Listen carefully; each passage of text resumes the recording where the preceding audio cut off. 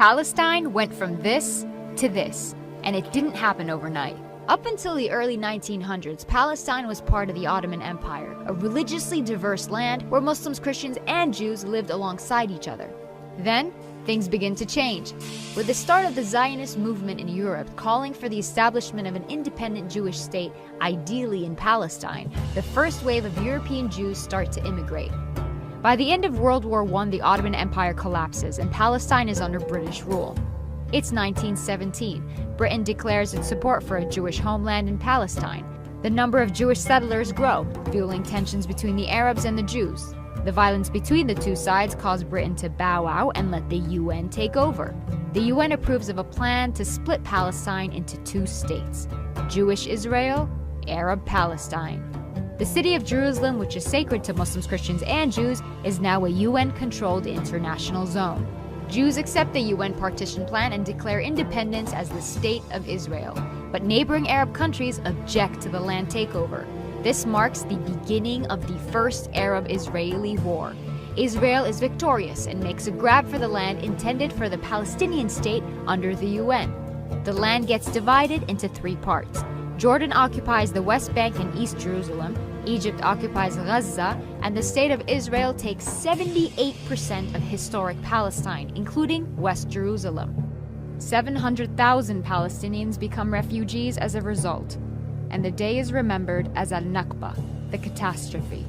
It's 1967. The Six-Day War breaks out between Israel and neighboring Arab countries, and by the end of it, the map looks something like this. Palestine is now fully occupied by Israel.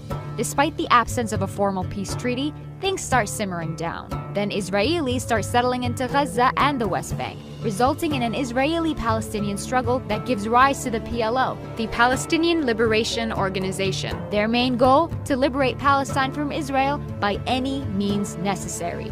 Fighting goes on for years. The PLO eventually accepts dividing the land between Palestine and Israel, but the conflict doesn't end there. More settlers make their way into Israeli-occupied Palestinian territories. The international community considers this illegal.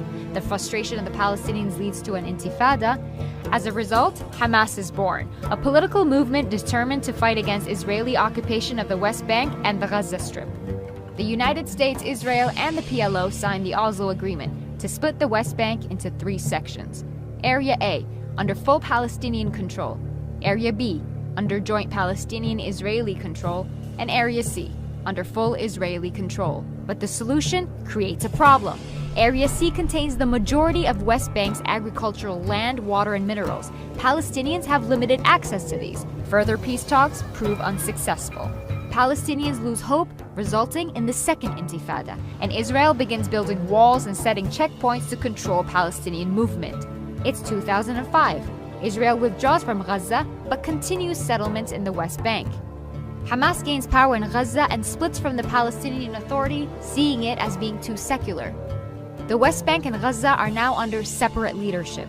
Israel imposes a blockade restricting any form of movement by land, air, or sea. It's 2017, and this is the current situation of Palestine. There are solutions on the table, but will we see them implemented in our lifetime?